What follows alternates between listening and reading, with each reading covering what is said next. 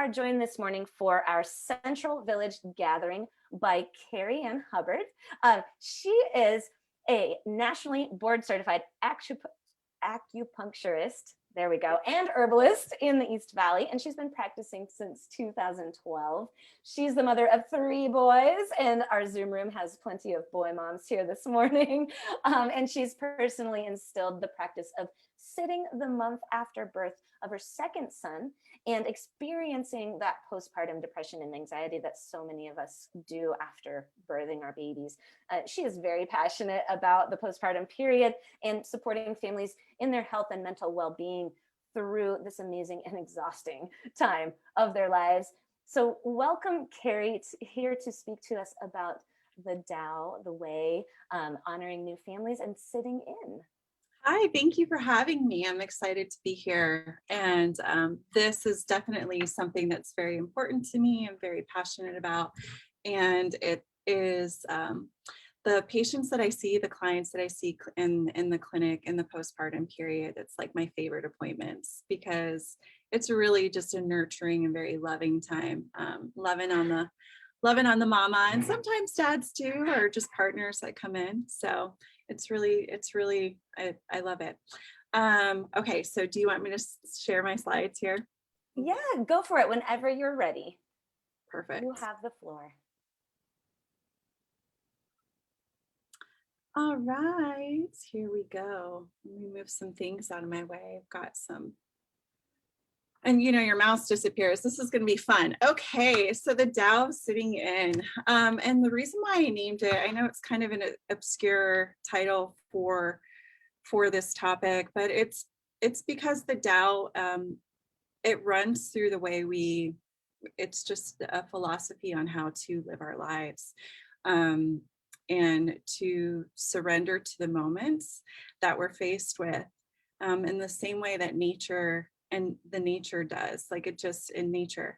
And the reason why I picked this picture is because this rock is sitting in a steady stream of water, and the water can feel like all of the things in our lives, all of the emotions, but this steady foundation and being still and witnessing what is going on and checking in with what is going on and navigating through that is the biggest thing that I want to speak about. So thank you, Sarah, for introducing me. My name is Kari-Ann. I own Luna Acupuncture. I've been practicing since 2012. I do have 3 boys.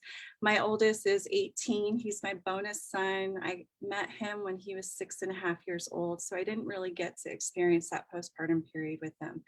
And then in 2014, I had my my 2nd son, Jace, and that's when I was full force in postpartum.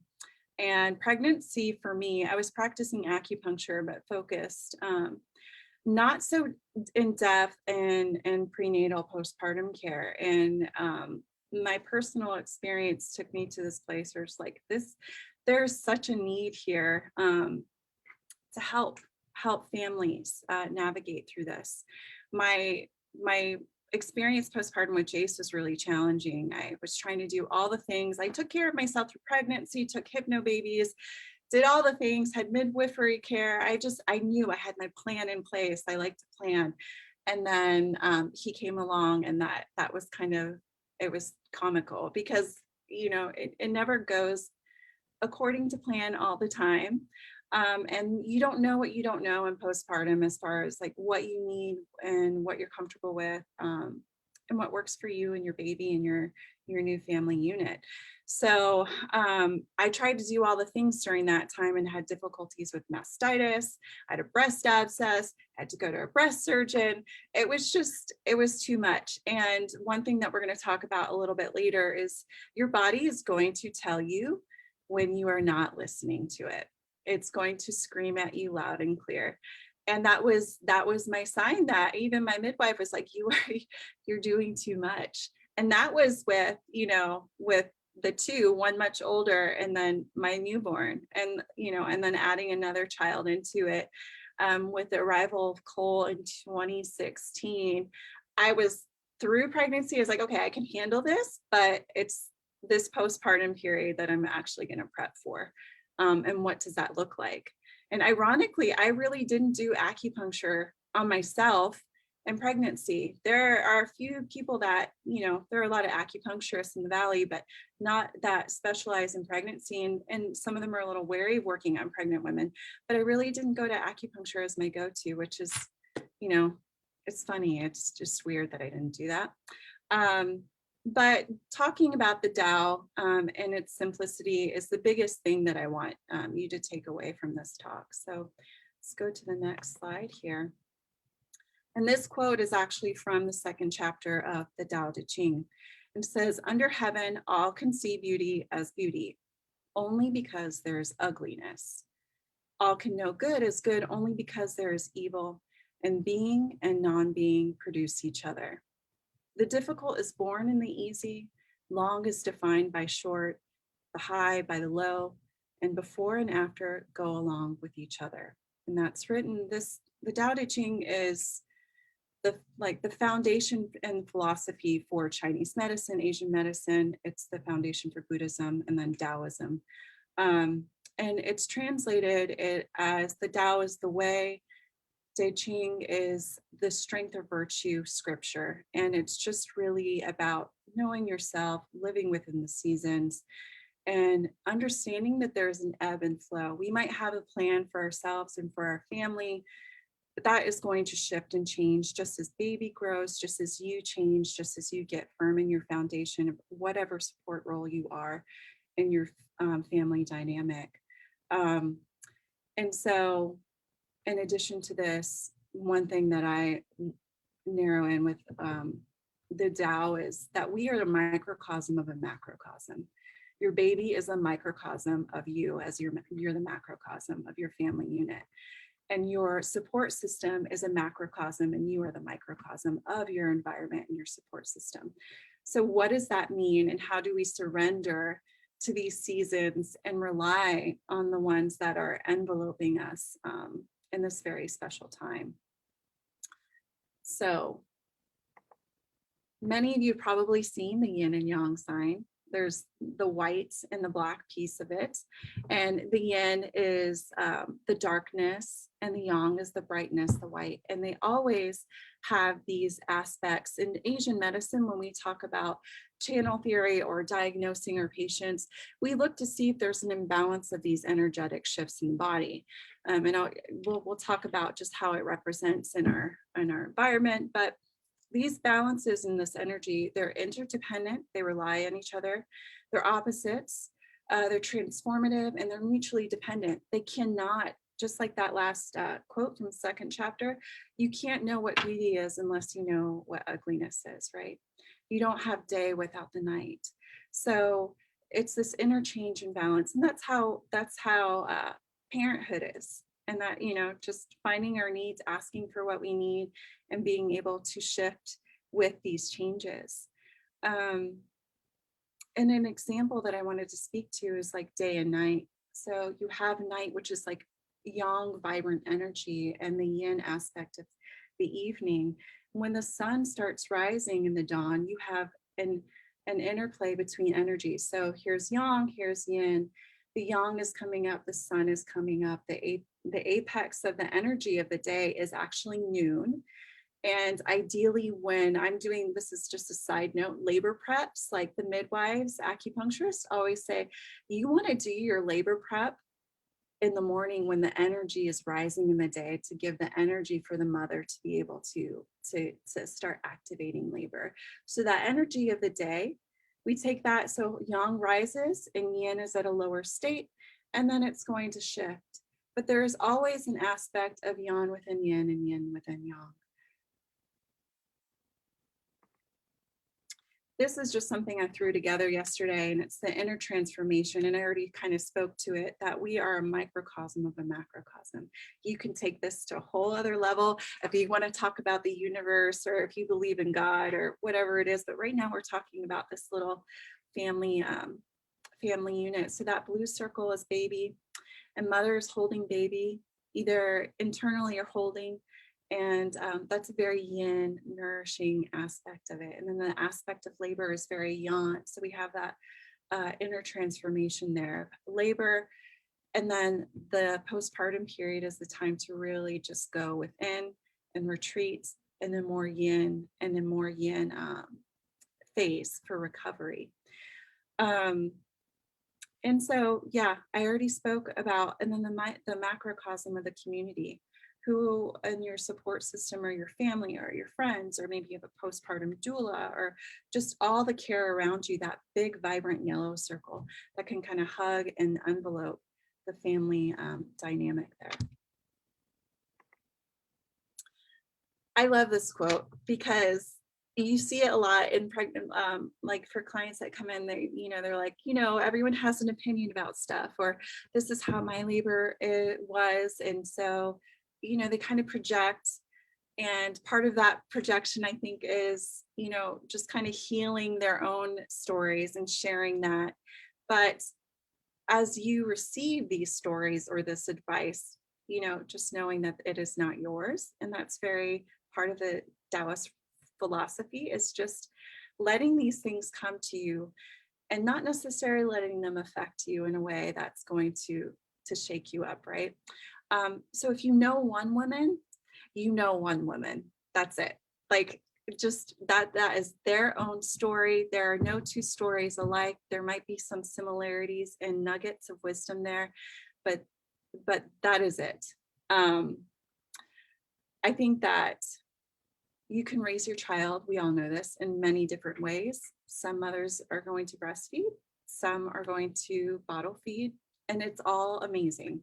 It's just, you're just feeding your baby. There is no right way or wrong way to do it. And we associate and assume that our personal beliefs and experiences, we kind of just project that, and that's a disservice to whoever we're serving or listening to or caring for.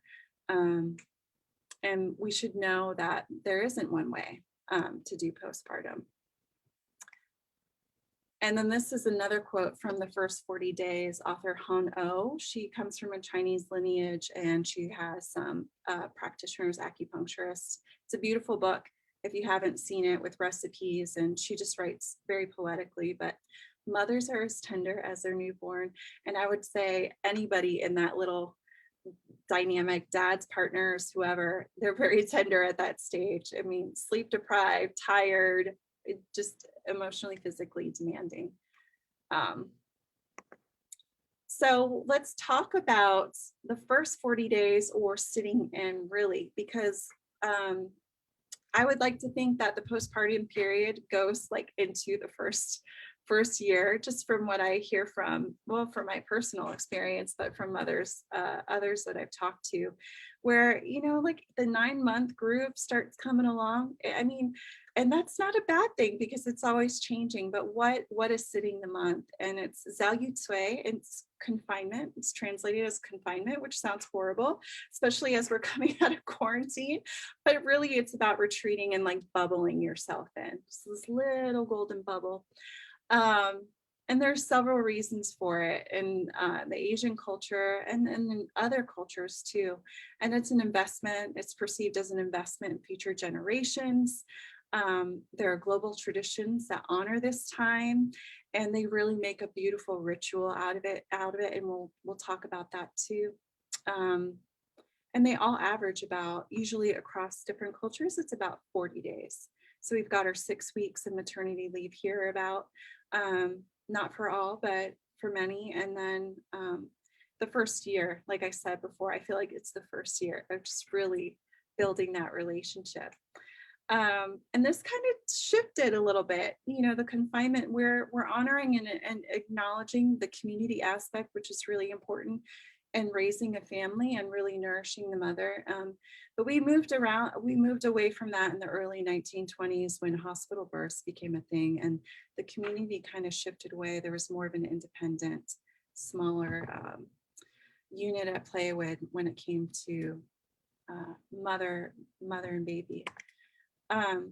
This is just a rooted tree. We're going to talk about health, and we're going to talk about why the importance of the postpartum period is like this deeply rooted tree, because it is believed that it sets the tone, if you will, or the future it really makes an impression and affects your future health with your baby, the bonding with the baby, but also, and from an Asian perspective, how you nourish yourself. And postpartum can determine how you age. And so we'll talk about that health. So for health, a woman's body is open after labor, and there's a substantial blood loss, and chi loss. If you're not familiar with the term chi, we talk about it.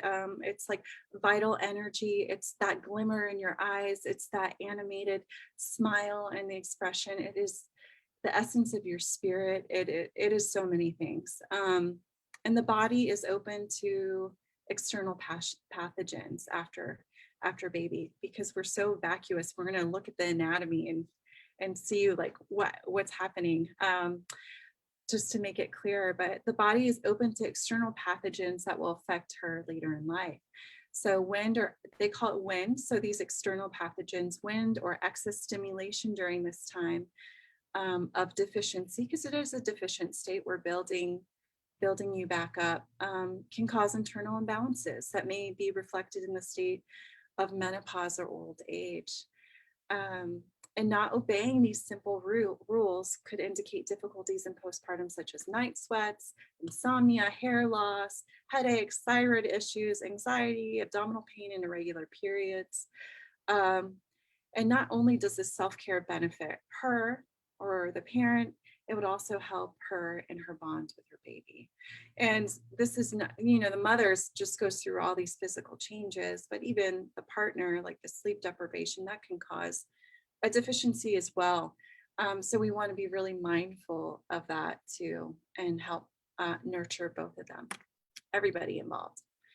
So this is just an old picture of, and I love it. It looks like it's the, I think that's the lung meridian. It's kind of hard to tell. And there's a baby in there. You don't see a lot of pictures with baby in utero. But by staying warm, we're keeping cold away from the uterus and allowing blood to flow, releasing lochia, reducing pain to restore any damage to the tissues if there was any tears. And then rules are like covering your body, no external wind, close the windows, no bathing, only sponge baths, drinking and eating warm and easily digested foods and liquids. And women usually refrain from bathing, with those sponge baths, because they don't want the dampness, because everything is open, pores are open. It's like when I do cupping, you shouldn't for at least 2 hours not bathe or swim or anything, because you're exposed, you're open, your pores are open, you're allowing an entry point for an imbalance in the blood flow and the chi in the body. But the idea here is to keep yourself covered and warm, because your body is working so hard to heal and nurse, and that is the intention, and that is where all the energetic flow should go to. It shouldn't diverge into any other areas. And your body's intelligent and it's amazing, and this just facilitates the healing process. There's a saying my mentor used to say, nothing heals in ice and cold. You've got to get that vasodilation, that movement of the energy in the blood through the body for things to relax, to heal, I'm very expressive with my hands. I feel like I should be dancing around here. It's the Italian part of me. Okay, let's see here. So this is a picture of pre and in pregnancy, right? And just the uterus, it expands, 3 times its length. I mean, it looks bigger to me than 3 times, right? Your blood volume increases. Your placenta is huge, and that is a scar. When the placenta comes out, that's an internal scar. That's that has to heal. When we're doing too much, it will bleed, and that's your body telling you, okay, you need to slow down. You're naturally going to release that lochia, but if you're doing too much, it can kick back up again, and let's like little flag. Your body's like, okay, you need to just chill a little bit, okay? Your sinews relax in your hips, your Let's see what else. You know, your you have a vasodilation in your capillaries, so your mammary glands, even your pelvic floor, everything is really supple and voluminous, and you know, just like this walking goddess. So your body accommodates you, and you know, that time of pregnancy, those 9 months, it takes a while to really let your body, I don't like the quote bounce back, but just to get back to what the new normal is for you. So we're going to talk about the different aspects of sitting the month or this postpartum period. We're going to talk about retreating, which is better than quarantining, support, rest, sustenance, and ritual. And so in each of these slides, we'll talk about the traditional perspective of it and how can we apply to that today. So retreating, and it allows the mother and the child and the family unit to bond during this time. It keeps exposure to germs low, and it also keeps multiple visitors out. And then this time is also about keeping away overstimulation. So no loud noises or distractions, excess inactivity to rebuild a depleted body. You know, this time, and even later in pregnancy, I advise, like, you don't go watching, I mean, unless it brings you joy and happiness and releases all the good, feel good endorphins, don't watch a thriller or something suspenseful. It like scatters your energy.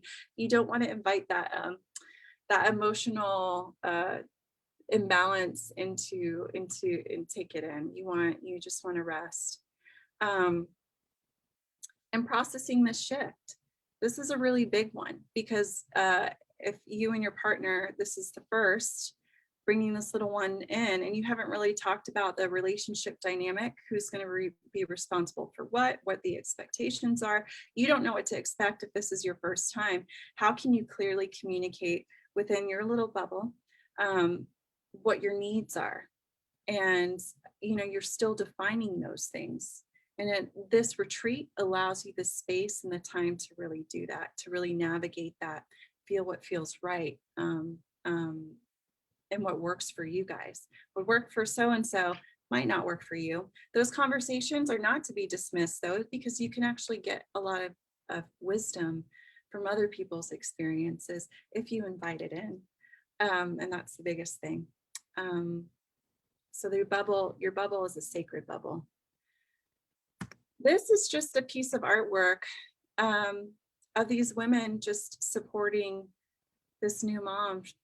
That's most likely like a mother-in-law that comes in. So in Chinese culture, the mother-in-law comes in and takes care of the woman postpartum with the baby. They run the kitchen, the family runs it's usually like the matriarch and the women of the family. They'll come and cook and take care of the family. Nowadays, it might not be the most ideal, but you know, with that, but they run the house, and that is to ensure that the future generations, their health starts on a very, very firm foundation, and even the mother just really taking care of her. So this goes into support. So like this group, 4th trimester, is amazing, and just other maternal mental health support groups are great, especially in the time of COVID and isolation. It's like, how do you, thank goodness for technology to have the face-to-face time, because research even shows when we can make connection, even if it's through a Zoom call, it releases feel-good endorphins. There is a physiological response with connection that helps people bond if they're not able to see face-to-face. So maternal outcomes for families that have support measures increase the overall health and prosperity for the family. That's the perception there. That's the belief. And the cornerstone in this time, having support is vital to the mother and the baby for proper rest and restoration. And we, like I mentioned before, we're having this cultural shift. And I think we're coming back to the roots of community, of, you know, families taking care of young or friends or getting connected in that way to find the support. Very, very important. So what does that look like? And nowadays, maybe it is family. A lot of families don't live close to their family units for different reasons. So how do you find that support system? Is it postpartum doula? Is it, is it found in these groups? I mean, there's so many different options to consider.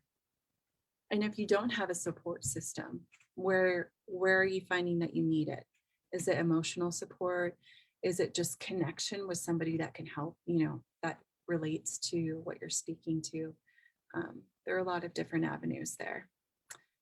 And amazingly, a lot of resources.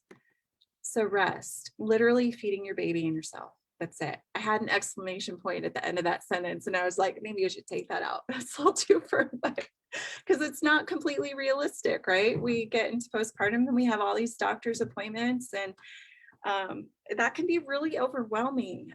So, I say if you are busy and you are really busy before you had baby, and that is like your, what I call like a liver chi, kind of like a type A personality, like do. I'm going to check all these things. I'm going to feel very accomplished.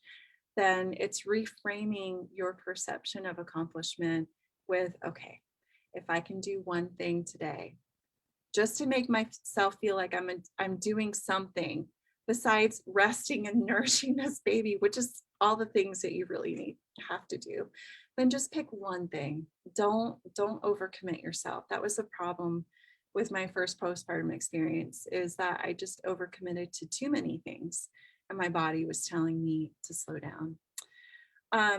So traditionally, no visitors, and you feed your baby and yourself, that's it. And then you're tended to, and when we don't rest, we deplete ourselves.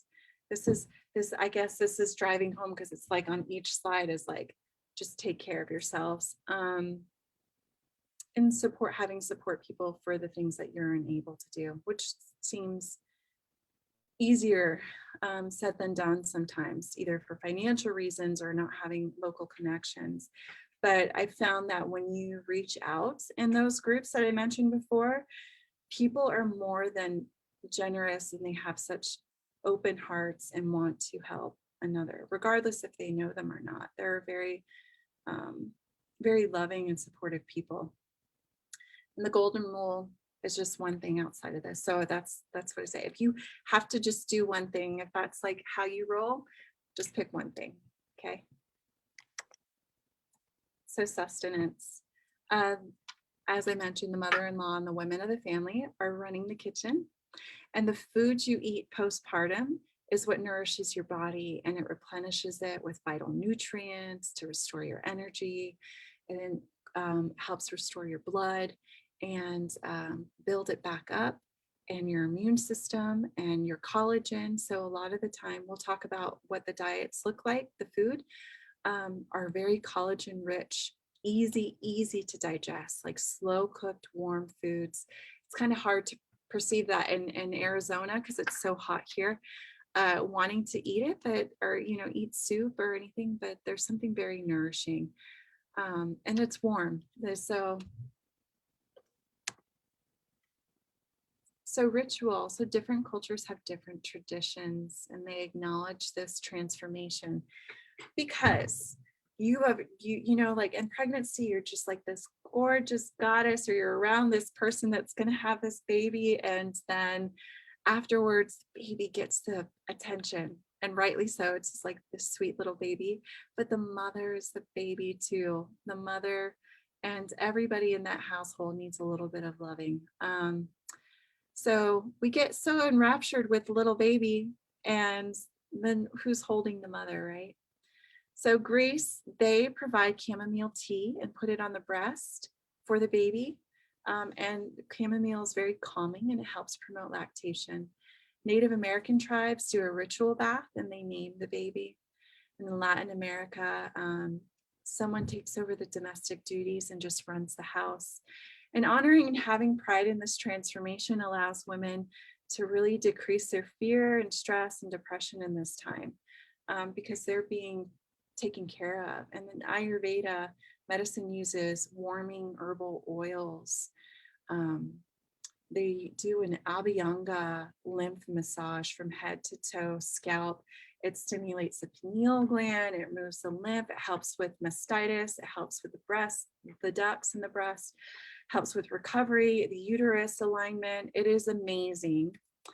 And they do these warming massages. And we don't, this is the invitation to honor some type of ritual. It doesn't have to be any of these, but that resonates with you, and ushering this new birth of this family dynamic. What would that look like for you? And really enjoying that piece of it. One of the things that I like to do for my clients when they've come in for labor prep, and I've seen them through pregnancies, we do a mother warming session. And the benefits of mother warming, it is moxibustion, which is Artemisia mugwort, and it's a spongy, it's a leaf, and they ground it down, and it can be spongy or compressed. I use smokeless moxa sticks here, and it regenerates the tissue. It can help smooth out and heal any adhesions underneath those cesarean scars. It actually secretes endorphins, increases blood circulation and flow. It also stops excessive bleeding. So, when the lochia is pretty much cleared postpartum, it can also help if you start spotting and you have irregular periods or really heavy bleeding. You burn this over your big toe and it will stop it. It's warming to the uterus, and it's incredibly comforting. It's like the sun is just enveloping your abdomen and giving you just a nice warm internal hug. And it closes the vessels. That uterus that's so expanded and it's shrinking back, it helps close that off. It helps heal tissues. It reduces your after pains if you're nursing, especially if this is a subsequent pregnancy. That can be the uterus, the contracting can be a little uncomfortable, a little painful.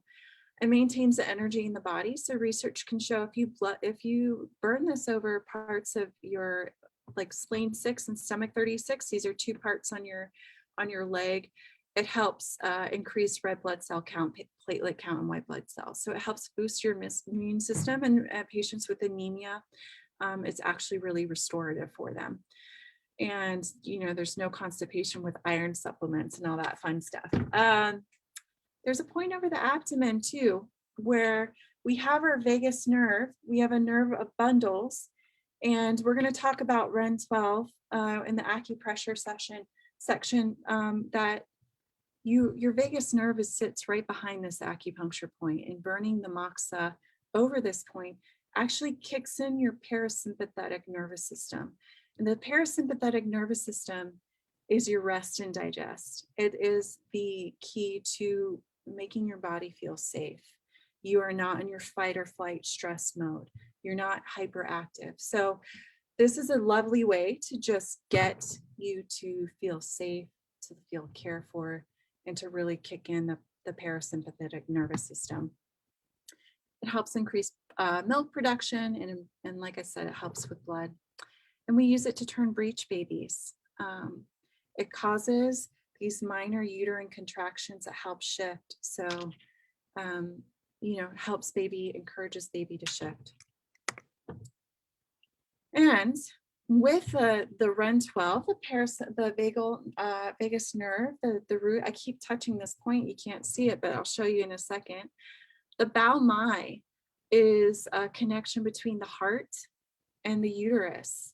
And the importance of this is when we talk about the heart in Chinese medicine, it's associated with the Shen, it's associated with the spirit, and how you're anchoring into your sleep.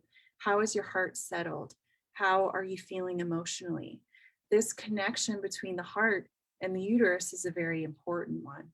So when we take the moxa and we use it over REN 12 and light up that parasympathetic nervous system, we're engaging what we call all the 3 jowls: your neck, through your heart, your lungs, through your upper diaphragm, and then your lower abdomen and pelvic floor. When that gets locked up, like you don't see a woman in labor in labor with her jaw clenched, right? She's open, she's being expressive, vocally expressive. that vocal expression is the same as the your pelvic floor, your vagina, the expression and relaxation and opening of that connection too. We'll see an unsettling there with emotional things. So for instance, with the mastitis, when I was talking about that energetic upset of not either being able to ask for what I need or not being able to slow down enough and honoring that, can cause that inflammation and that stagnation in those channels and lead to mastitis or other issues, right? Anxiety, depression, all of these things. And so that's why we engage it. We light it up because we need for mama to feel safe, to bond with baby, to feel supported, to feel seen, and to express her needs. Let's see. So creating your plan. So those are like the tenets of what postpartum looks like, and what would that look like for you? Even if you are postpartum right now, it's not too late to start, right? What would your retreat time look like? If you are past the first 40 days, what can that look like to create this golden bubble around you for you to feel that you're not overstimulated? You can reverse it. If you did too much at the forefront of your postpartum period, if your family is like, go, go, go, you can take a couple steps back and adjust. And that is why this it's called the Tao of sitting in, because it's never going to be constant. It's never going to be constant what your baby needs, what you need. And that's okay. You're going to get great at surrendering and shifting. If you haven't yet. Asking for help from trusted family. Matrescence is a great organization locally that does postpartum planning and education. Elizabeth Wood is amazing. So if you want to actually sit down and hash it out and like talk about partner roles and resources, the best time to do that is before baby. But if you didn't do that and you need a resource, there's a wealth of resource knowledge right there. I highly encourage that. I say get rid of the can-do attitude. I can do it attitude, because that I'm speaking from personal experience. It's like very much like, you want it done, just do it yourself. But really, there's the humility and humble, like just being humble and a lot of grace and asking for help. Even your partner. I know this is a lot. We're focused on the mom and the baby, but the partner too. Partner needs support too. 7 Sisters for 7 days. That's a great book on how to do community outreach and have a team with you to get you through your postpartum. And resting, like just do one doctor's appointment a day. Everything is so virtual now too, that you can, sit in the comfort of your home, which is beautiful. And then sustenance, like prepping your food, freezing your meals, having a meal train is amazing. The first time around, I was like, didn't do any of it. And the second time I had I had a village around me, and I was part of Fit for Mom for a while. And if you're familiar with them, they have organizations all over the US, or, the franchises. And it's just moms with their kids working out, maybe not working out, but they're talking and they're together. And it's just, it really helped me the second time around. And then ritual, getting a massage, mother warming, journaling, talking about birth stories. That mother warming session that I do in the office, it's acupuncture, it's moxa, it's digesting your labor, it's talking about your emotional stance, what are your needs, and just really feeling seen and heard, right? Seeing mom. We get to hold the babies too sometimes, which is always a plus, but it's really just loving on the mom. And these are some questions to consider. With that, I can do it attitude. It's like, do you really believe you deserve to rest? That's one to really dig into. Do you really believe that you deserve it? Some people don't. Are you comfortable with the challenges and the changes that you might be facing? And do you have someone you can call with the frustrations and the confessions. Are you comfortable being alone with your baby? Like, do you have enough confidence to take care of your baby? And who can you call if you're having a good or a bad day? And have you discussed relationship expectations or each other during this time? Are you really connected with your partner if you have one? What are the tasks at hand? Who's going to cook? And can you communicate these needs? And the big emotions that are going to come. Do you have someone that's non-judgmental? That's the biggest one. Not somebody who's going to fix it, but somebody who's non-judgmental. And this is all the yummy foods. That bottom right corner is a tea, and it's Chinese red dates with you know them as wolf berries, goji berries. Gojitsa is what we call it. That combination actually helps build blood and qi in the body, and it's just subtly sweet. You can eat the goji berries and the dates, and it helps with digestion. But as you can see, a lot of these are warm, cooked, rooted foods. The root of your body, that lower jowl where all your reproductive organs are, where you housed your baby, where you did so much work, needs like those warm root nourishing vegetables. You use the roots, you use the orange and the red vibrant colors to nourish your blood and build you back up. And so these are some of the macronutrient reviews. This is not time to like bounce back after baby, burn all the People magazines and this is her postpartum body. I'm like the damage, just burn it. That's my personal opinion. This isn't a time to do low carb or diet. Just whole foods. Your body has changed and is beautiful. Lots of really rich, yummy fats, avocado, olive oils, nuts, grass-fed butter, coconut oil. It's great for baby's brain development. Those fatty fishes like salmon and cod, that gives DHA, and it's in the breast milk or, for baby's brain development. If you're not eating fish or you're not nursing, then you can do just a fish oil, okay? Proteins, grass-fed, organic, traditionally you'll see a lot of like chicken feet or bone broths because it's pulling the marrow and the collagen out of those pieces, that nice, collagen, that substance floating at the top of the soup, that's gold. So yeah, eat that up. And then carbs, complex, avoid refined, sugary, processed things. And then these are just nutritional supplements that I go over with clients and they get asked about. So, you can continue your prenatal and do whole foods based.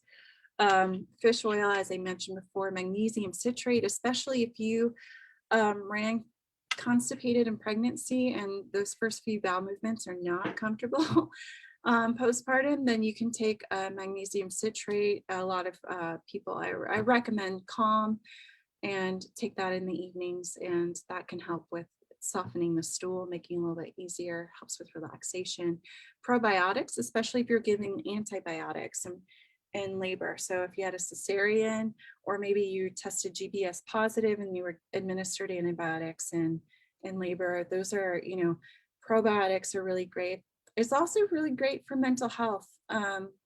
If your gut flora is a little off, that gut brain, that microbiome, it strongly influences it. So I suggest doing the probiotic with, sometimes even with SAMe, which is a newer supplement, and that can help with anxiety and depression. And I've seen that help with clients too. It's not for use for clients that have bipolar. Okay.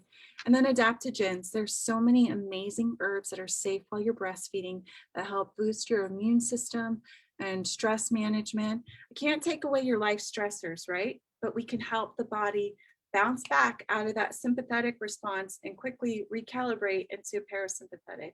It's like the little things that make you fly off the handle. We all have them. How can you nourish yourself? So yeah, that might be a little triggering, but you're quicker to come down from it, okay? And it nourishes the adrenals, which we all need when we're sleep deprived, right? Meals, one-handed, Food and drink stations all around, snacks, easy, temperature warm foods. I can't hammer that in enough. Hydration, soups. I mean, soups and drinks too, right? Not just water and juices and stuff. Buddha bowls, grain or starch, root cooked veggies. If you want a whole list of postpartum meals, I always recommend Lily Nichols. She's a registered dietitian. She specializes in prenatal and gestational diabetes. And she is a cook. She's got like 50 recipes on Pinterest that you can go through for ideas of what to eat. Avoid fat, like spicy fast foods. I mean, I'm not very dogmatic about these things, but these just loosely, and things that replenish the blood in the body. We've kind of already talked about these things. Seafoods are rich in zinc, DHEA, minerals. Those are all supportive to your immune system and your hormonal health. And then food prepping, stocking up the pantry before, freeze all the meals, so you just have to warm them up. And now we can call someone to bring us our groceries. So if that's an option, you can do that. You don't even have to get out of the car. If you drive there and baby's sleeping in the back, you can just have them bring it to you, which is a blessing. So let me hop up here. This is just taking it back to the Tao. So everything in nature is cyclical. You as your little micro of the macrocosm with baby and your family is cyclical, and your needs are going to be cyclical. Okay, it's a transformational process. When we get into transition and labor, you'll see a mother, there's sometimes panic can come over, and it feels like you want to escape. You're anxious, you're done. The baby is about to come and you are done. I don't know if I can do this kind of feeling. Like, you've got to push through it. And the idea here is that regardless of how your baby comes earthside and getting through this phase, there is a death happening here. And it is the death of who you are as a person. Even if it is not your first baby, you're shifting this dynamic, and your role here shifts and your identity shifts. And it's a rebirth, and it's the birth of the baby. And when your baby turns 1 or you hit that anniversary date, that is your birth date too of your family, and really acknowledging that. And that shift emotionally is really important one. And this quote says, "The act of parenting is a cleansing tempest in which our souls are given a myriad of opportunities to gain new strength, wisdom, and serenity."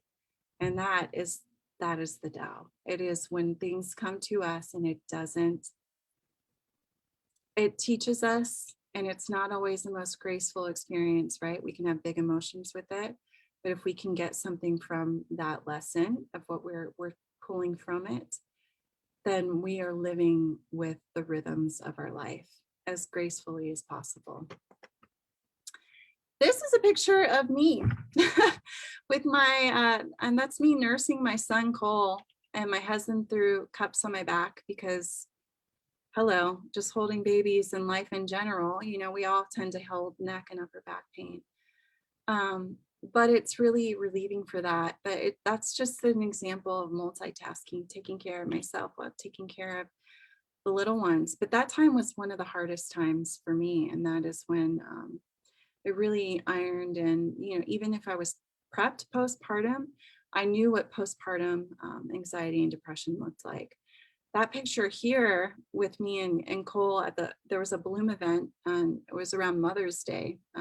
He is maybe 6 months old there.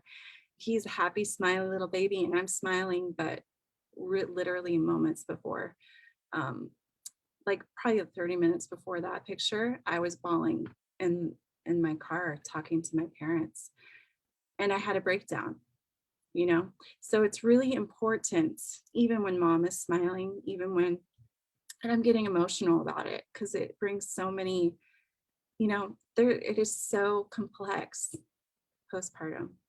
So just making sure you have your support people around you, because the days will get tough. right? You need to make sure you have that loving support. So the emotional wellness, let's talk about it because it's really important. 1 in 7 women experience postpartum depression, and it affects the father as well. So this it manifests in many different ways. We can see as anxiety, depression, obsessive compulsive disorder, PTSD, psychosis, bipolar moms, and it can be overwhelming. And the higher risk you have with anxiety and depression before, the more apt you are to experience that in the postpartum. Okay. And so there are tests like the Edinburgh postnatal depression scale, kind of like when I'm loosely talking to clients, I'll kind of touch base on those mentally to see what's going on, if they have the resources, if they know who they can turn to. Sometimes stuff feels really overwhelming and scary, and you don't want to express that to anyone because you're afraid of judgment. You're afraid, for me, I was like, oh my gosh, you're going to take my kids away if they know like I have all this fearful stuff running through my mind. So it's really important to just know what those signs are. I'm going to have a list in the next slide about it, just to check in on it. And the life stresses with work, finances, all of these things, or the sport or the lack of support, domestic violence, smoking, single status, lower education, all of those things can affect the emotional wellness of the mother.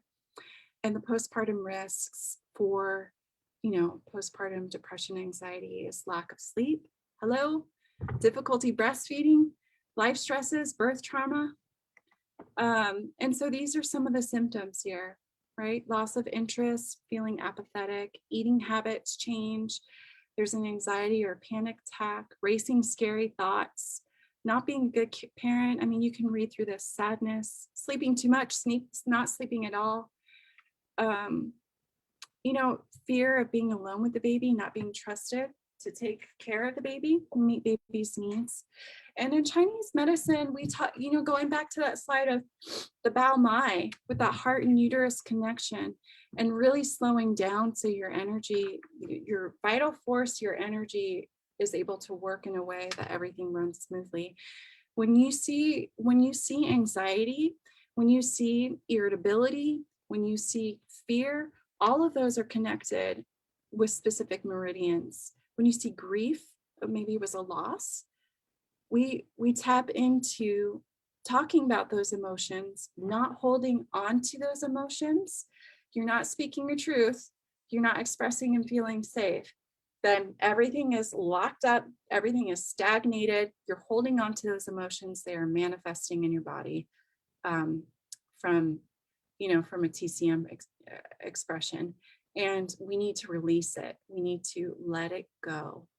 And letting the Tao, the movement of emotions, move through you, okay? And feeling safe for it. So how do we do that? And this is where we're gonna kind of check in. This is the little nuggets that you can do at home to get you there. How do you anchor? So there's a quickie meditation, and it's really just a deep inhale through the nose for a count of 5 seconds, holding it for 5, and then exhaling through your mouth for 5. And that actually activates the parasympathetic nervous system. You're inhaling, holding it, and releasing it. And you do like 3 to 5 cycles of that, and you will feel heart rate starts to decrease, jaw, shoulders, all of that relaxes. It's really, I call it the quickie because you can do it while you're driving. You can, if someone cuts you off, you can do it while you're doing the dishes. Or if you're just rushing around and you need a pause, it's a really easy way. The adaptogens I talked about, and those pieces there, if you have questions about that, I'll be happy to answer them.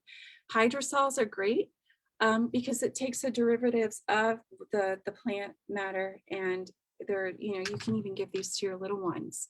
So rose actually is great for the heart meridian and smoothing the liver qi. So you see irritability, type A, that's liver qi stagnation. Then you need some rose. Put some rose petals in your tea, in your bath, rose everywhere.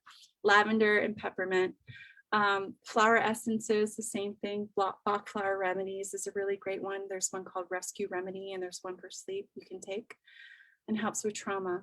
And there's a beautiful, I love this one. We'll do it at the end. I'm going to skip it for a second. Social media boundaries. So we're on social media, right? We're on Facebook, but really disconnect from all of those things. Like get off Instagram, Reel, Pinterest, all the perfection of motherhood, of parenting, of it isn't real. It's a highlight reel, and it's not good for your mental health. So if you're here to check in because you have community, awesome. But then like give yourself boundaries, healthy boundaries. I've had to do that personally just because it is addicting. It is, you are lighting up the addictive brain, your brain lights up. It is addicting physically, physiologically to do that, and you get locked up in it. And it's not necessarily a safe space if you need grounding for your mental health. So just have safe boundaries with that. And then living in the seasons. This is very, very Taoist Chinese medicine thought, is that you got to be in nature. If you can get out in the sun when the sun is rising or when the sun is setting, I know it's hot right now, but getting that sunshine on your body for 30 to 60 minutes a day is amazing for you. And then eating within the seasons. What is seasonal to us here in the Southwest? And really honoring and tuning into that. And this is a season you are in, a very important season. So I want to go back to turning the light around. And this is an idea from The Secret of the Golden Flower, and it invites a body scan. So if you are in the space to try this right now, I invite you to do that. And I just want you to take a nice deep breath in through your nose. And you exhale through your mouth. Maybe get your feet grounded on the floor. You can close your eyes. And we talk about the eyes in Chinese medicine as the light of the Shen, of the spirit. If there's a glimmer in your eyes, your Shen is vibrant. And we project that outward every day. And we're caring for every day. Now it's time to redirect the Shen, your spirit, onto you, and to shine a light onto you. I want you to feel the warmth of this light as you breathe deeply in through your nose and out through your mouth. And scan your body for any areas that you're feeling tension. It could be in your jaw. It could be the tightness of your neck. It could be on your back and between your shoulder blades. It could be in the racing of your heart. Maybe it's the gurgling in your belly, or the tension of your low back and hips. And take a deep breath into those spaces, inviting that light to warm and relax those areas of tension. And to really check in onto what it is that you need. How are you feeling emotionally?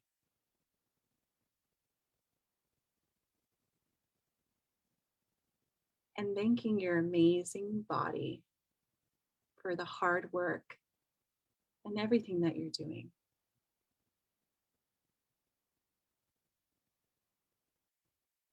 Okay. So that simple act, you can open your eyes, just turning that light around on you. And really, we project, especially when we're caretakers, it's all external, and we need to make it internal. Because truly, your health is the foundation for your family and your mental and emotional health. So these are the modalities I use in clinic. I already spoke to it. That's me postpartum, really clearly needing cupping very badly. And this is my little one. I took pictures because I was like, I don't know how I would be able to show you acupressure. So I'm going to run through these points real quick with you. And these are all points that you can do on yourself. That's my son, Cole. And we're going to start in the top left. with the bottom of the foot, the ball of the foot. So with acupressure, it's not like massage where you're manipulating and pushing deep. It's depth of preference. And you can just do a couple deep breath cycles, like 3 times on each of these points to help stimulate the acupuncture point for an effect. And the intention of these points is to help anchor any anxieties, calm the heart and the adrenals, help with digestion, and lighten up that or tonify the parasympathetic, so make you rest and digest, and release any stress or tension. So on the ball of the foot underneath on the top left, that is kidney 1. That is a transition point. I named it the panic button in labor, but it's a great point for anxiety, okay? And you can hold on to that with whatever side is more comfortable or a little more tender, like achy, is usually the side I start with, okay? And you go right underneath that. The top of the foot, in between the first and second toe, the web of the feet, is liver 2. And that helps move the energy in the body. It also helps with stress. I think everybody gets that when they come in here. For acupuncture, you get the stress points, help circulate, okay? And then middle one is pericardium 3. It's 3 fingers from the wrist crease, and that is the person's 3 fingers. So for Cole, that's his spot right there. But it's 3 fingers, the middle. This is a nausea point, but this is actually a really great point for panic or inability to sleep, insomnia. This is just a really great anchoring anxiety point. When you go to the collarbones, this point here is for the adrenals and it helps open up the upper jowl. And I use this often to kind of just tonify and like get the adrenals going, like just calm you down. And then the last one is the midpoint. This is where the vagus nerve lies, bundles up behind. This is Ren 12. It's the midpoint between you see the V shape of his rib cage. It's the apex of that, and between the belly button, it's the midpoint in between. That might feel really full or hard. That's a really good sign that needs to soften the tension. And these are a couple of things for baby. So the I love you idea is coming up from the right side of the baby's abdomen, writing I. So it looks like you're left on the screen, but I coming up on the right side from hip up to the rib cage, going up and across as an L and upside down L, and then you down the colon. So I love you helps acupressure on the feet. There's a picture in the next slide.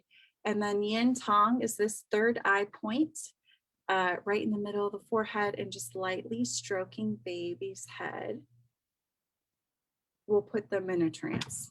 I mean, that's usually what I do when I'm holding babies while mama's resting, is just put them in a little meditative trance. This is from the Hoot. It's a baby's foot, and it talks about the toes being the head. Underneath the ball is the upper, the diaphragm, and then going down. So it's a little mirror image of the baby. And you can just lightly press on these. I usually do these after bath time, before bedtime. You can do the belly too if baby's kind of fussy. Yeah, we can share that. So that is it. That was a lot, but yeah. And these are my 3 boys.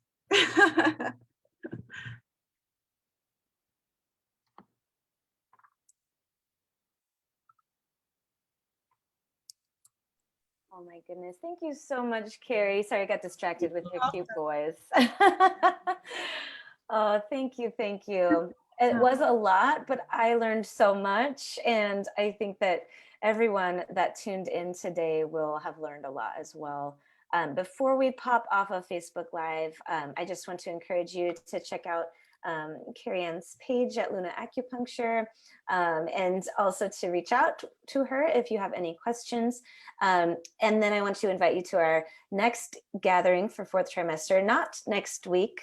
This week is the 3rd Thursday. So we have 2 back-to-back gatherings. This one today for Central and tomorrow for East Valley. And we're going to be having a chiropractor come and talk about the benefits for mom and baby and the family during that postpartum time frame that you can glean from going to a chiropractor. And so we're going to do some acupuncture pressure points today, some body work tomorrow with chiropractor. So it's body work week. Awesome. So please come and join us tomorrow. We'll go ahead right now and pop off of Facebook Live, and then we can ask Kari-Ann our questions.